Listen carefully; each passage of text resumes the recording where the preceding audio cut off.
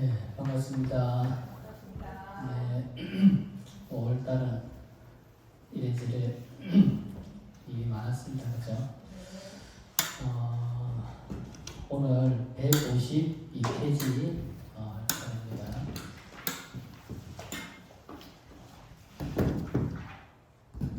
네, 152페이지 강의 시작하도록 하겠습니다. 앞에 했던 내용이 너무 많이 쉬어가지고 흐름이 좀 많이 끊길 것 같아요. 그죠? 혹시 읽어보신 분들은 흐름을 안 잊어버리고 갈 수가 있는데 다시 예습이나 복습하지 않았다고 한다면 좀 흐름이 좀 끊기지 않았을까 그런 생각이 듭니다. 네, 오연보살님이 등장하셔가지고 부처님께 질문을 했습니다. 그죠? 그 중에 핵심은 저번에도 말씀드린 것처럼 보현보살님이라고 하는 분, 그분의 이름, 그리고 그분이 가지고 있는 상징성을 본다면 보현보살님은 해몬을 상징하고, 그 해몬이라고 하는 것은 신구의 상업에서 본다면 신에 해당되는 거죠. 그죠? 행위, 행동. 그래서 이제 보현보살님이 해몬이라고 하는 것은 어떤 실천을 통해서 해몬이 보현의 행이 이루어진다. 그 행을 선업으로 그 행이라고 하는 것은 다른 말로 하면 업이라고 하는 것이고, 업이라고 하는 것은 그 업에는 선업도 있고, 그죠? 악업도 있고, 우리가 행동하는 행위에 대한, 그죠? 그 모든 행위에는 선업인지 아니면 악업인지 하는 그 선과 악이라고 하는 두 가지의 행위가 있다. 그 보현보살님의 그 보현의 행위라고 하는 것은 선업을 통해서 이루어지는 거죠, 그죠? 그럼 이제 이 보현보살님 이름을 통해서 여기서 말하고자 하는 내용이 어떤 의미를 가지고 있는지 유추해 볼 수 있다. 그렇게 말씀을 드렸던 것 같아요. 자, 보현보살님이 의문스러운 것을 부처님께 질문합니다. 자, 보현보살님이 대답하셨다. 제가 사막도의 제보를 안지는 이미 오래되었사오나, 그 사막도의 제보를 안지는 오래되었다라고 하는 것은 어떻게 보면 이제 보현의 행을 실천할 때부터 사막도라고 하는 것, 그리고 사막도의 과거라고 하는 것. 그러니까 결과적으로 사막도라고 하는 것도 가만히 앉아서 생각으로서 사막도가 이루어진 건 아니잖아요, 그죠?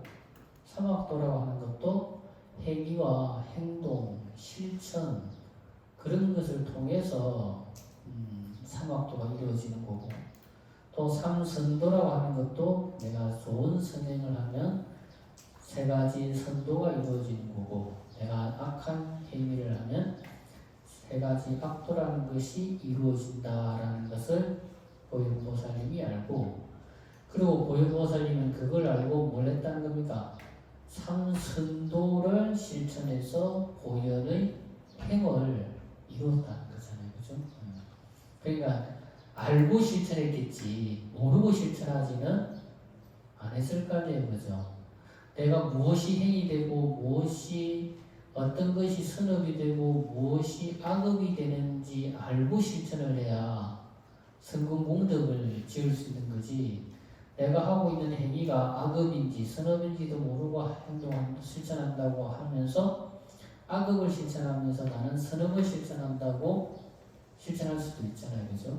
그렇기 때문에 보현보살님은 반드시 신구의 상업을 어떻게 내가 쓰고 어떻게 해야지만이 선도가 되고 어떻게 하면 악업이 되는지를 알고 실천했다는 거죠. 그러니까 안지가 오래되었다라는 말씀을 하는 거죠. 근데 인자의 말씀을 바라는 것은, 여기서 인자라고 하는 것은 뭡니까? 지장보살님이죠. 그죠? 지장보살님의 말씀을 바란다라고 하는 것은 지장보살님의 가르침을 바란다라는 거죠. 그 지장보살님의 가르침을 바라는 것은 후세의 말법 시대에 모든 악을 행하는 중생들로 하여금 인자의 말씀을 듣게 해서 불법에 귀토록 하려는 것이옵니다. 그러니까 말법이 되고 말세가 되면 보현보살님의 실천이 중요한데 그 실천이 중요한 것은 누구나 다 잘 알아요. 근데 그 실천이 그죠? 하루 이틀이 아니고 1년 2년이 아니고 10년 100년이 아니고 세세생생 그것이 끊어지지 않고 이어지려고 한다면 무엇이 필요하다는 거예요? 무엇이 필요하다는 거예요? 원력이 필요하다는 거잖아요. 원력이. 원력이 없으면 작심삼일이라는 거지. 원력이 없는 선행은 작심삼일을 벗어날 수가 없어요. 그리고 원력이 없는 선행은 지속 가능한 뭡니까? 보살행이 이루어지지 않는 거예요. 한 번, 두 번 하는 걸로 보살행이 이루어졌다면 수많은 불보살님이 계시지만 더 많은 불보살님이 계셔야 되겠죠. 그런데 한 번, 두 번으로 보살행이 완성되지 않는 거예요. 그러면 세세생생 그 원력의 힘에 의지해서 보살행을 이루어가야 되는데 그 중에 제일 핵심 포인트가 되는 게 뭐다? 원력이라는 게 원력. 그러니까 여러분들이 올바른 불자 생활, 불자로서 불자답게 내가 살아가려고 한다면 원력이 있어야 되는 거예요. 원력이 없으면 그냥 참새고 그냥 갈대고 그냥 철새처럼 어느 절에 좀 특별하더라 하면 그 절에 오르르 하고 어디가 좋다더라 그러면 그냥 오르르 쫓아나기 바쁜 거죠. 왜? 원력이 없으니까. 원력이 없으니까. 원력이 없는 불자의 삶은 그냥 허송세월 하는 거예요. 허송세월. 알맹이 없는 거예요. 우리가 법화경에서 부처님께서 5,000명이라고 하는 비구, 비구니, 우바세, 우바이들이 그 자리를 그 만나기 어려운 부처님의 영산의상을 만나고도 그 자리를 박차고 나간 사람들이 어떤 사람들입니까? 그 사람들은 원력이 없는 사람들이었던 거예요. 나는 아라한으로 만족하고 나는 지금 현재로 만족하지 뭐 더 부처가 되고 뭐 보살행을 닦고 부처가 되고 이거는 별 관심 없는 거예요. 그러니까 그 자리에서 박차고 나간 거거든. 그게 뭐예요? 원력이 없기 때문에 그런 거. 그러니까 여러분들도 마찬가지예요. 여러분들의 삶에 불자로서 살아가는 삶 속에서 원력이 없으면 법화경에서 그 5,000명의 사람들과 나와 별 차이가 없는 거예요. 그래서 법화경에서 부처님 뭐라고 그랬어요? 그런 사람들 보고 뭐라고 표현했습니까? 축쟁이라고 했잖아요. 축쟁이.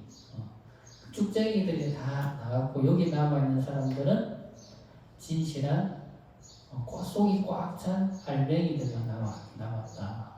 축쟁이들은 다 나갔다. 그런 축쟁이들은 필요 없다는 거예요. 부처님도. 그러니까 축쟁이가 아니고 속이 꽉 찬 불제자가 되려면 원력이 있어야 된다는 거예요. 원력. 그러니까 문수보살님이 몰라서 지장보살님한테 질문한 게 아니고 원력의 상징인 지장보살님한테 질문해서 지장보살님의 입을 통해서 들어야지만이 말세 중생들이 원력의 중요성을 깨닫고 그 원력 속에서 뭡니까? 보살도를 이루고 원력 속에서 불자다운 삶을 살 수 있기 때문에 그래서 지장보살님한테 질문한 거라는 거예요. 자, 보현보살님의 말씀이 참으로 어렵고 헷갈린다.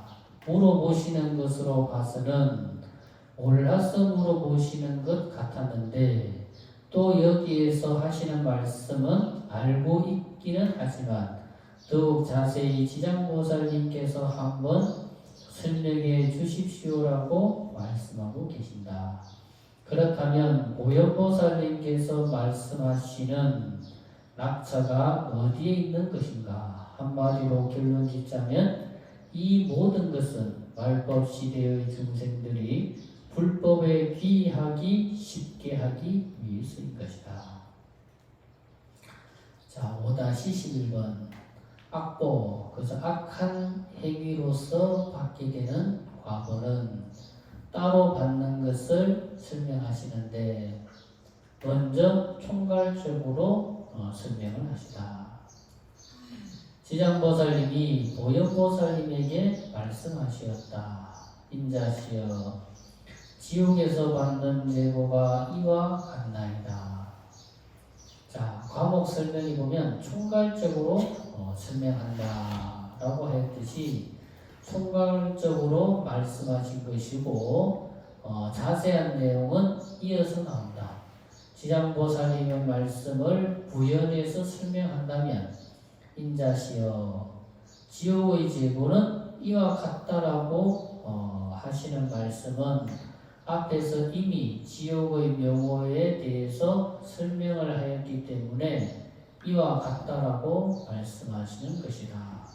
다음에 이어서 제보의 실상에 대해서 말씀하신다. 제보의 실상이란 죄를 짓게 되었을 때 받게 되는 실제적인 모습, 실제적인 모습에 대해서 설명한다라는 거죠. 그러니까 우리가 요즘 유튜브에 보면은 어떤 스님이 윤회는 없다, 영혼은 없다, 그런 말씀을 하세요. 근데 그 스님하고 어떤 스님하고 대담한 내용을 보면 영혼이 없다, 윤회가 없다라고 하는 스님의 말씀을 들어보면 그 답변하시는 말씀이 알맹이가 없어요. 알맹이가. 부처님 말씀에서 다 했거든요. 우리는 어리석기 때문에 윤회를 하는 거예요. 깨닫지 못하기 때문에 윤회를 하는 거예요. 깨달으면 당연히 윤회가 없죠. 깨달으면 윤회가 없어요. 우리는 깨닫지 못하기 때문에 무명에서 벗어나지 못하고 있기 때문에 윤회라는 것을 하게 되는 거예요. 그러면 우리가 깨닫지 못했기 때문에 윤회를 한다라고 가정을 했을 때, 또 윤회를 실제적으로 하고 깨닫지 못했기 때문에 윤회를 한다라고 한다면, 그러면 원력이 없이 윤회하는 사람과, 그죠? 원력이 있는 사람이 윤회하는 삶과 같을까요? 다를까요? 그러니까 원력이 없는 사람의 윤회는 음력의 힘에 끄달려서 마치 그 큰 바다에 돛담배 하나가, 그죠? 파도가 이리 치면 이리 치는 대로, 저리 치면 저리 치는 대로, 바람이 이래 나부끼면 이렇게 나부끼는 대로, 저렇게 불면 저렇게 나부끼는 대로 음력의 힘에 끄달려 사는 인생이고, 원력이 있는 사람의 삶은 세세생생 살더라도 그 원력의 삶을 실천하면서 살기 때문에 원력이 없는 사람의 삶하고 살아가는 삶하고 원력을 가지고 사는 사람하고 다르다는 거예요. 실제로 그 고한말에, 물론 그 윤회가 없다는 말은 믿을 수도 없는 말이고 택도 없는 말이고, 윤회가 없다라고 한다면 이때까지 수많은 실제적으로 그런 윤회를 경험했던 사람들의 이야기가 있고, 또 그거를 우리가 실제적으로 근대도 그런 것을 이렇게 그런 일들이 있었던 걸 보면 윤회는 분명히 있는 거예요. 고한말에 용학이라고 하는 스님이 출가하시고 어느 때인가부터 꿈을 꾸면 꿈에 제삿밥을 얻어먹는 거예요. 저 이름이 수암사라고 하는 절에서 제삿밥을 얻어먹어요. 근데 그 수왕사라고 하는 절이 어디 있는지는 몰라. 절 이름만 아셔. 수왕사라고 하는 절에 가서 제사밥을 얻는 거예요. 그래서 또 요즘같이 뭐 인터넷이 발달되고 문명이 발달되는 거죠. 이리저리 검색도 해보고 찾아도 보고 이럴 텐데 저 이름만 알고 어디 있는지도 모르고 찾을 수도 없어요. 근데 꿈만 꾸면 그날에 그 절에 가서 많은 스님들이 제사를 올리는 제사밥을 드시고 오는 거예요. 항상 그게 궁금해요. 그 수왕사라는 절이 어디 있는 절인지. 근데 출가해서 이렇게 몇십 년을 그렇게 늘 꿈만 꾸며 제사밥을 얻어 드시다가 어느 날 어느 젊은 스님이 한 분 오시는데 객성으로 오시는데 차람을 하다가 그래 어느 절에서 오셨습니까? 그러니까 그 젊은 스님이 그 수왕사라는 절이 저 이북에 있는 절인데 이북의 어느 함경북도 어디에 수왕사라는 절에서 왔습니다. 그런 이야기를 하더래요. 이거 기가 번쩍 하잖아요. 그죠? 그래가지고 물어봤대요. 혹시 그 수왕사라고 하는 절에 몇월 며칠 날 절에 달의 제를 지내지 않습니까? 그러니까 그 젊은 스님이 예, 우리 절에 그날 돌아가신 큰 스님 달의 제를 지냅니다. 그 이야기예요. 그러면 그 큰 스님 그 말을 하니까 이러고저러 물어보고는 직접 그 절을 찾아갔어요. 직접 찾아가서 물어봤죠. 그래 이 절에 수왕사에 그래 몇월 며칠 날 어느 큰 스님 달의 제를 지낸다라고 하는데 혹 그 큰 스님이 살아 생전에 무슨 바라는 바람이 있었더냐, 무슨 원력이 있었더냐 이렇게 물으니까 그 살고 있는 스님들이 그 큰 스님의 제자들인가 봐요. 그 스님들이 하는 말이 돌아가신 큰 스님이 늘 원력을 세우기를 해인사 8만 대장경을 5지를 이제 간행불사, 인경불사를 하는 것을 원력을 세웠습니다. 그러니까 8만 대장경 전체를 한 번 다 찍는 게 한 길이잖아요. 그죠? 그걸 5번을 하는 게 5길이잖아요. 그 해인사 8만 대장경을 5지를 간행하는 게, 인경을 하시는 게 살아생전의 원력이었습니다. 그 말 듣는 순간 자기가 살아생전에 늘 그런 생각을 하고 있었던 거예요. 해인사 8만 대장경을 5지를 찍어야 되겠다. 그런 생각을 하고 있었는데 자기 전생의 전신이 늘 살아생전에 그런 원력을 세웠다는 거예요. 그 스님 뭐예요? 다시 죽어서 태어나서 다시 출가해서 살아생전에 못다한 원력을 다시 이루기 위해서 다시 출가해가지고 다시 사람으로 태어나서 다시 출가하신 거예요. 그래서 그분이 어느 보궁에 가셔가지고 시극정성으로 100일 기도를 올리시고 난 다음에 해인사 8만 대장경을 5지를 찍었대요. 그러니까 엄청나게 많은 돈이 들은 거죠. 5지 찍어서 삼보사찰에 한 지씩 주고, 그리고 전국에 그 해인사 8만 대장경을 나누어서 이렇게 봉안을 했다라고 하는 그런 이야기가 있거든요. 그런 것만 보더라도 뭡니까? 은혜라고 하는 것이 없다고 말할 수가 없는 거예요. 그리고 아까 말씀드린 것처럼 원력이라고 하는 것이 우리 삶에 아까 말씀드린 것처럼 그런 영향을 미치는 거예요. 원력이라고 하는 것이. 그래서 불자들은 그런 원력이 있는 삶을 늘 살아야 된다라고 계속 말씀드리는 이유가 그게 있고, 오늘 우리가 지장경을 공부하는 이유도 사실 그게 있는 거예요. 우리가 원력을 세우고 원력을 실천하면서 살자. 원력을 실천하면서 사는 사람은 누가 알아주고 안 알아주고에 절대 신경 쓰지 않아요. 우리 세상 사람들은 속된 말로 그런 말 한다라 그러잖아요. 알아주는 맛에 산다. 그러니까 다 우리 세속의 사람들이라고 하는 것은 아직 원력을 갖추지 못하고 지혜를 갖추지 못한 사람들은 누가 알아줘야 돼. 고생한다, 그래 수고했다, 잘 부탁합니다. 뭐 늘 이런 말을 들어야지만이 뭔가 이 사람이 내가 한 고생을 알아주는구나 이렇게 생각하고 하는 거예요. 근데 원력이 있는 사람은 남이 알아주고 안 알아주고는 그건 둘째 문제고 내가 세운 원력을 실천하는 그 속에서 사실 더 큰 기쁨이 있고 그죠? 더 큰 행복이 있고 더 큰 만족이 있는 거예요. 세상 사람들이 아무리 내가 잘하는 걸 알아준다 해도 다 할 수는 없거든. 그죠? 다 할 수는 없어요.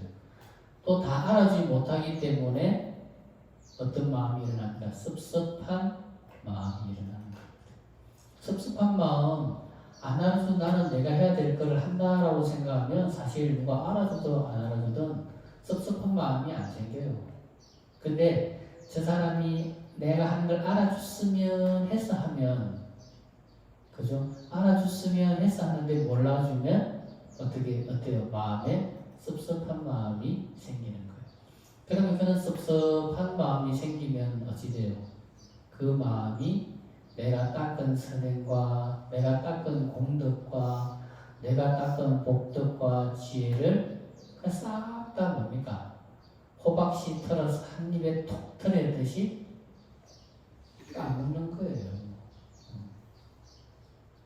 그러니까 남이 알아주든 안 알아주든 내가 세운 원력의 삶을 실천하는 거. 지장보살님이 만약에 중생들이 지장보살님이 이렇게 고생하시는 거, 이렇게 중생들을 위해서 고생하시는 거 다 알아주기를 바라는 마음으로 했으면 아마 지장보살님도 때려치웠을 거예요. 왜? 다 어떻게 압니까? 중생들이 지장보살님이 그와 같은 원력으로 중생들은 언제나 항상 이렇게 구원하시고 구제하시고 하신다라는 걸 우리 어떻게 다 합니까? 이때만이라도 잠깐 알잖아요. 그죠? 돌았으면 일어서서 돌아서서 탁 법당문을 나가고 빠른 사람은 법당문을 일어서면서 까먹고 조금 더 느린 사람은 저 법당문 나가면서 잊어버리고 좀 더 느린 사람은 저 차 타고 일주문 나가면서 잊어버릴 거예요. 우리 삶에서 늘 지장보살님이 그와 같은 원력으로서 우리 중생들을 늘 이렇게 그죠? 보호해 주시고 지켜주신다는 생각 늘 합니까? 안 하잖아요. 못 하잖아요. 그죠? 그러니까 늘 살면서 부처님이 우리 법계사 부처님이 항상 우리 가족들을 지켜주시고 항상 우리들을 어린아이를 지켜주듯이 불수혼념이라고 했잖아요. 부처님이 우리를 늘 혼념해 주신다. 이 생각합니까? 그죠? 할 때도 있고 못할 때도 있고 잊어버릴 때도 있잖아요. 그죠? 근데 원력이 있으면 내가 그걸 실천하는 힘이 생겨요. 원력이 없으니까 그래요. 자, 그럼 5-12번. 자, 지옥의 모습을 별도로 나열하시다. 자, 혹 어떤 지옥은 죄의 혀를 빼내어서 서로 하여금 밭을 갈듯 갈게 하며. 이건 뭡니까? 혀는, 그죠? 이 혀를 빼내어서 서로 하여금 밭을 갈게 한다는 건 뭡니까? 혀를 쓸데없는 일에 혀를 뭡니까? 나불거리니까 그런 혀는 쓸모가 없는 거예요. 그러니까 그런 혀는 그냥 쭉 뽑아가지고 그냥 서로 쟁기 갈듯이 가는 거예요. 그러니까 입조심해라는 거지. 근데 그 구마라지 법사는 수많은 부처님의 불경을 그죠? 번역하신 그 구마라집은 돌아가셨는데 화장을 했는데 혀는 타지 않았다고 했잖아요. 그죠? 그건 뭡니까? 쓸데없는 말을 살면서 한 번도 안 하고 오로지 진실한 말만 하고 오로지 부처님 경전만을 말하고 오로지 부처님 말을 전하는데 이 세치어를 썼기 때문에 세치어가 안 탔더라는 거잖아요. 그죠? 그러니까 쓸데없는 말, 해서 공이 안 되는 말, 해서 내 기분도 상하고 다른 사람 기분도 상하는 말, 해서 내 감정도 상하고 다른 사람 감정도 상하는 말, 그런 말은 해봐야 그거는 복이 안 되는 거라. 그래서 혀를 왜 해필이면 그죠? 해필은 왜 혀만 뽑아가지고 이런 그죠? 온갖 고통을 주느냐? 그게 바로 그거 있는 거예요. 이 셋이 혀가 그만큼 죄를 짓는 일이 많기 때문에 셋치혀를 뽑아서 이와 같은 과부를 주는 거예요.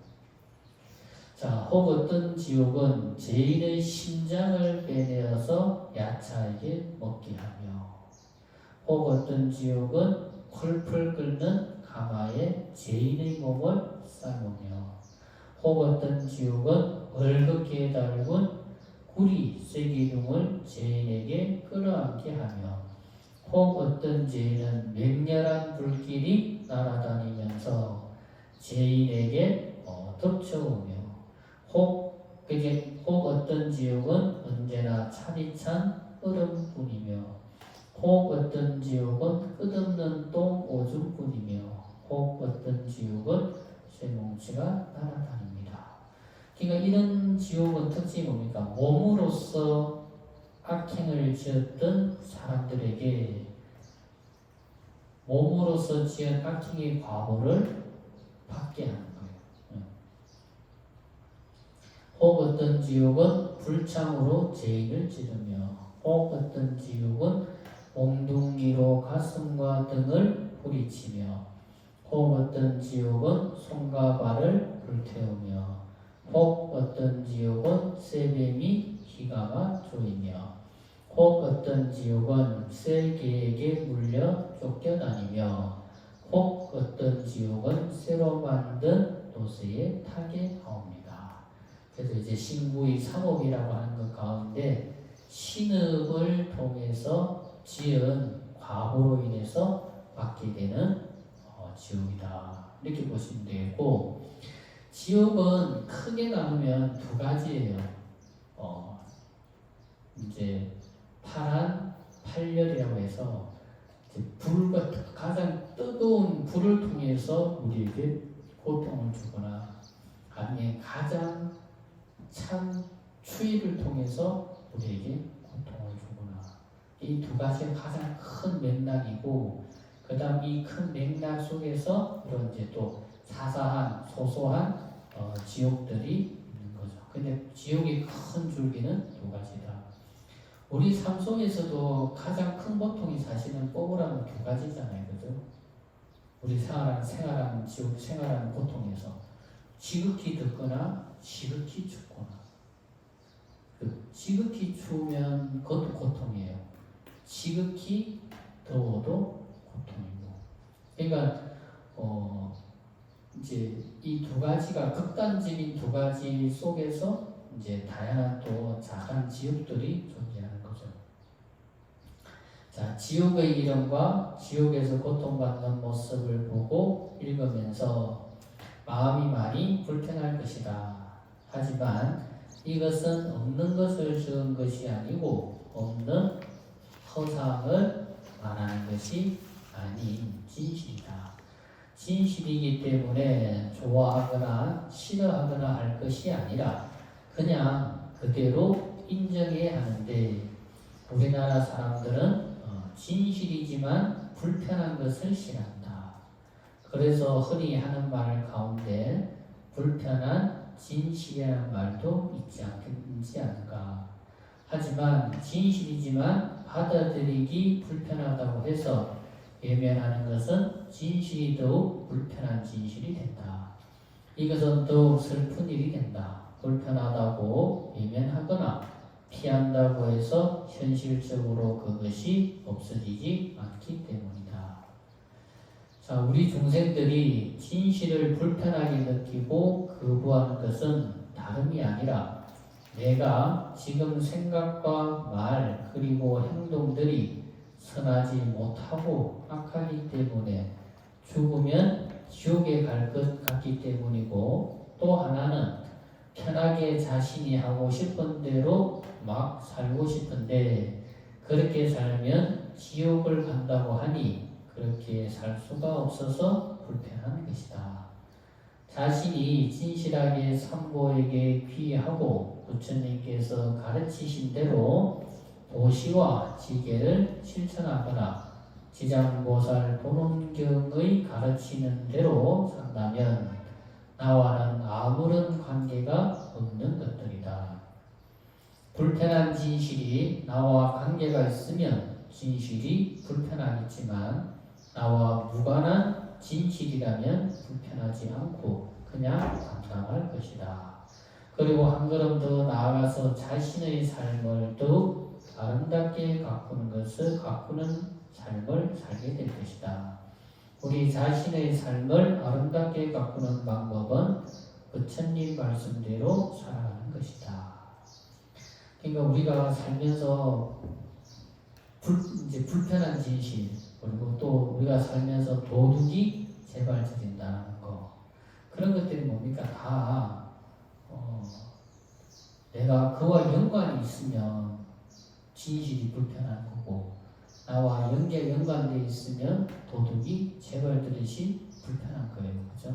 근데 내가 늘 떳떳하게 살고, 내가 늘 진실하게 살고, 내가 늘 부처님 가르친 대로 보시와 지계와 그죠? 인욕을 실천하면서 살면은 전혀 불편할 일이 없고, 전혀 힘들 일이 없고, 아무런 나와 무관한 일이 되는 거죠. 그래서 우리 불자들은, 어떤 보살님들은 그런 분들이 있어요. 지장경을 읽으라 그러면 불편해서 못 읽겠대요.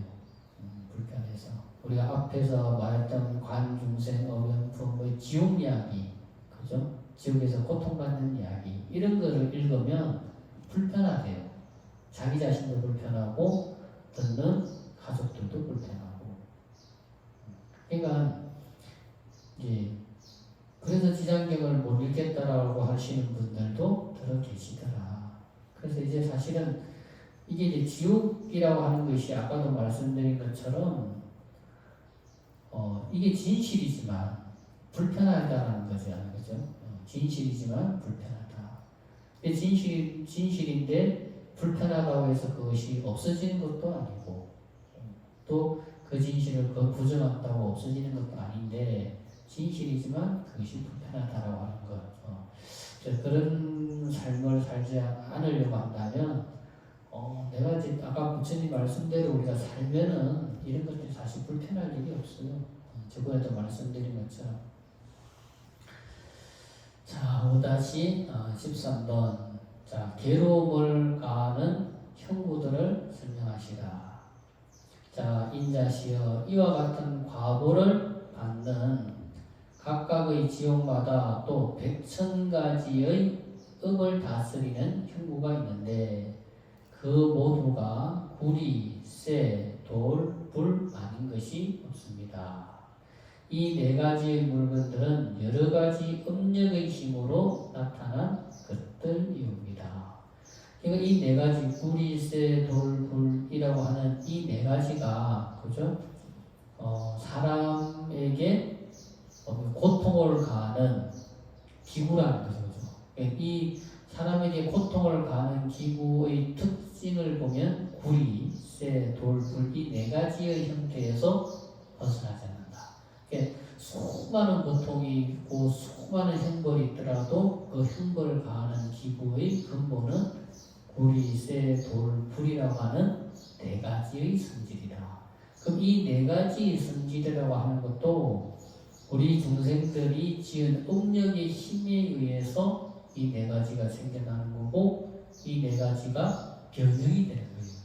그러니까 업력의 힘에서 생겨나고, 업력의 힘에 의해서 그것이 죄를 지은 사람한테 죄를 가할 수 있는 형별의 기구로 변형이 되어서 그 사람에게 고통을 준다는 거죠. 자, 수많은 지옥이 있고, 또 수많은 지옥에 의해서 받는 또 수많은 괴로움이 있겠지만, 그 형벌의 도구로 사용하는 것은 여기에서 말하는 네 가지 종류에서 벗어나지 않는다. 그 중에서 구리, 쇠, 돌, 불이라고 한다. 이 네 가지 도구는 악업을 지을 때 자기의 마음이다. 이 우리 마음의 성질이라는 거죠. 이 우리 마음의 성질이 형상으로서 나타날 때 우리에게 죄를 가하는 그러니까 재질로 나타날 때 불이라고 하는 단단한 성질, 쇠라고 하는 또 단단한 성질, 돌이라고 하는 또 단단한 성질, 불이라고 하는 또 독한 성질, 이런 것들로 나타난다는 거죠. 그래서 악업을 지을 당시의 자신의 마음의 무형의 상이, 무형이라고 하는 것은 형상이 없는 마음의 모습이, 그것이 상이 지옥에서 과보로 나타나는 것이다. 그래서 지옥에서 받는 모든 것은 자신의 음력으로 생긴 것이고, 자신의 음력이 아닌 그 어떤 것에 의해서도 생기지 않는다. 자, 5-14 자세하게 설명함과 동시에 결론 짓다. 만약에 지옥의 제보에 대한 것을 자세하게 설명한다면 한 지옥마다 다시 100,000가지의 고초, 괴로움이 있는데 하물며 그 많은 지옥들을 말로 표현할 수 있겠는가? 제가 이제 부처님의 위실력과 불보살님의 물으심을 받자와 간략하게 설명할 것으나 만약에 자세하게 설명한다면 급이 다하여도 못다할 것이옵니다. 지금 여기에서 읽은 사람의, 지금까지 읽은 사람이라고 한다면 누구나 모두가 담담한 마음이 들 것이다. 아니면 좀 착잡한 마음이 드는 분도 계실 것이다. 이 속에서 자신의 마음을 되돌아보는 시간적 여유를 가져보는 것도 어떨까? 그냥 담담하게 있는 그대로의 지나온 자신의 과거를 잘 살아왔다 아니다 하는 이분법적인 사고가 아니라 그냥 지나온 삶을 담담하게 비추어 보는 것이다.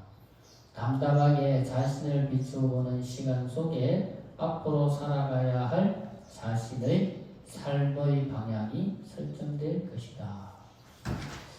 지옥이라고 하는 것은 우리가 읽어보면 다 알 수 있듯이 지옥이라고 하는 것은 참 공평한 세계예요. 그죠?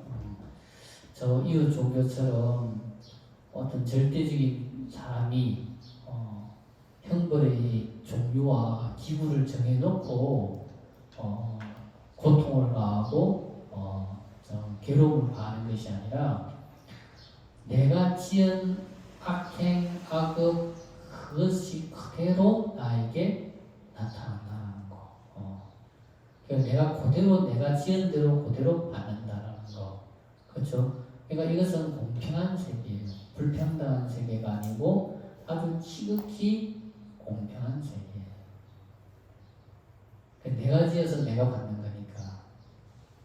그래서 지옥은 이와 같이 우리 음력의 힘에서 만들어지고 음력의 힘으로 형별기구도 생기고 형벌의 종류도 생기고 한다는 거죠. 그래서 그렇기 때문에 사실 지장보살님이 일일이 다 설명할 수 없는 이유도 뭐냐면 중생들이 짓는 마음의 음력을 지장보살님이 먼저 야기를 하고 그 형벌의 종류를 전한다는 건 뭡니까? 죄를 받는 형벌의 장수와 도구가 생기고 그리고 대형벌 받는 사람이 생겨나는 게 되는 거잖아요. 그죠? 근데 불교는 그게 아니라는 거잖아요. 죄를 받을 사람이 음력을 지을 때 그 음력의 힘에 의해서 지옥이 생겨요.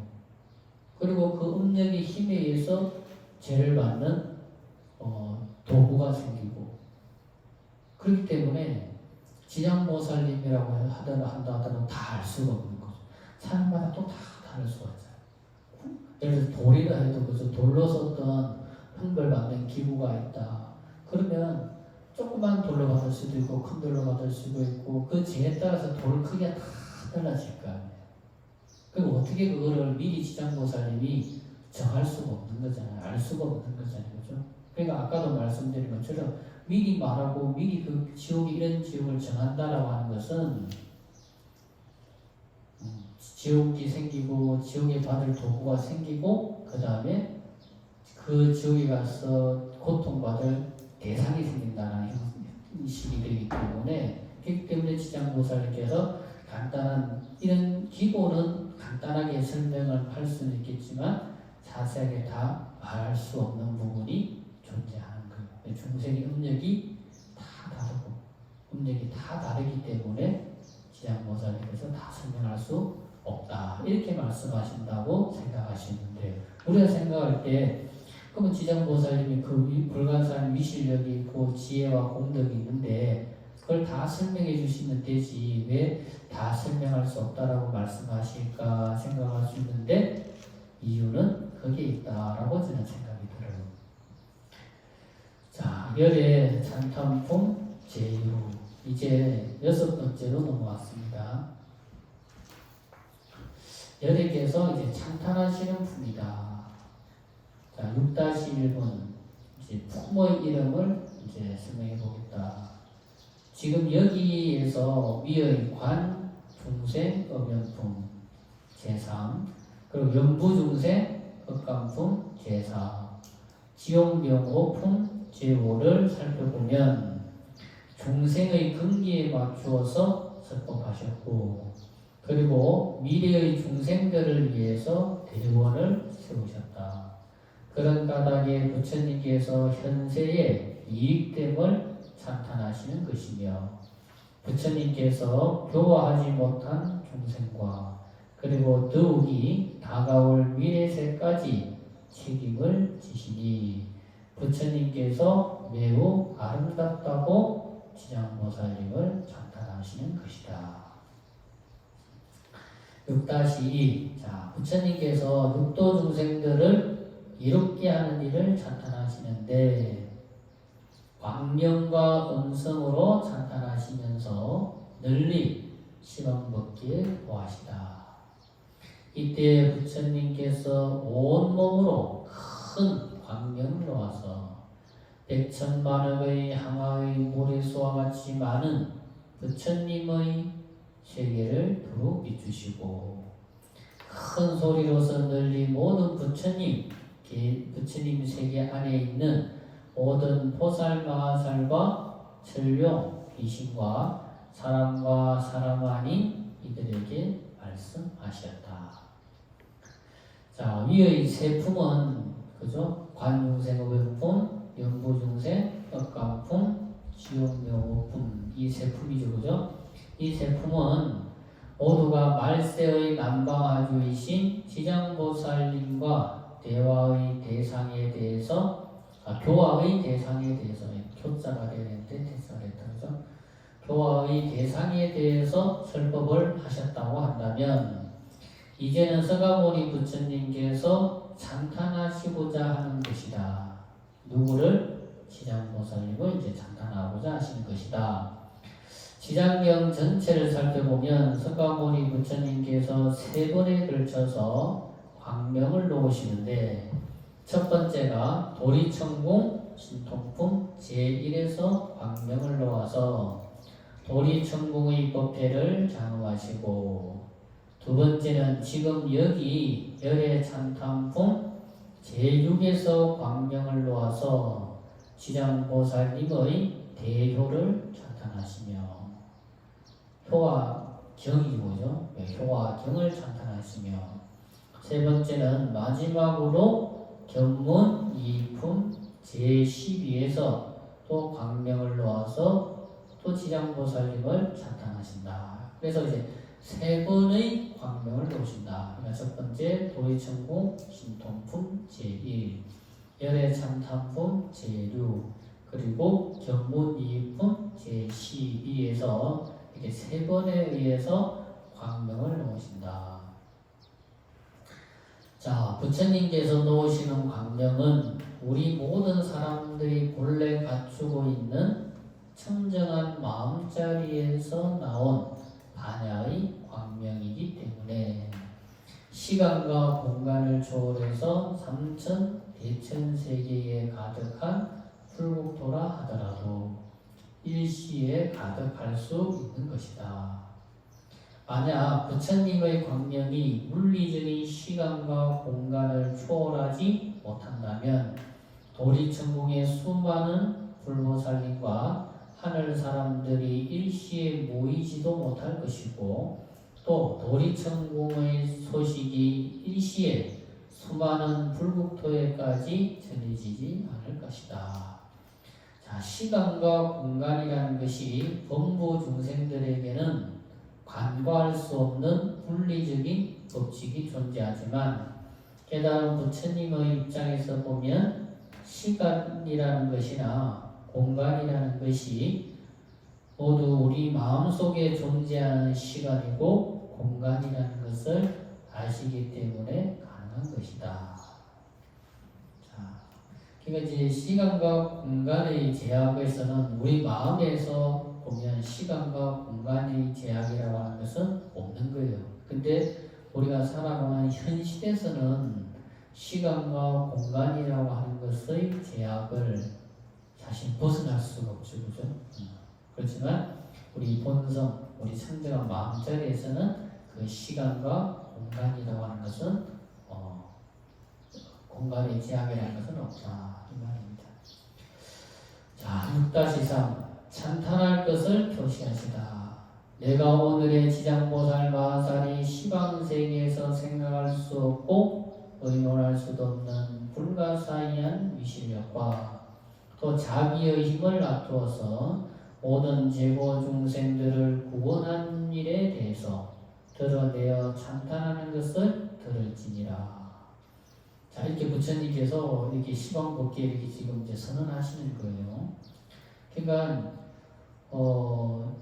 지금 부처님께서 우리들에게 또 시방법계 모든 불국토에 그 불보살님들에게 또 지장보살님에 대해서 찬탄하는 내용을 한 구절도 빠짐없이 잘 듣고 기억하라고 하시는 말씀으로서 잘 들어라 이런 말씀을 하신 것이다. 그러니까 잘 들으라고 하는 것은 온 마음을 기울여서 그래서 정성을 들여서 들어라. 이제 이런 말씀의 뜻이 들어있는 거죠. 그래서 잠깐 쉬었다가 이제 부처님께서 지장보살님을 찬탄하는 말씀을 한번 우리가 들어보도록 하겠습니다. 3시에 공부할게요.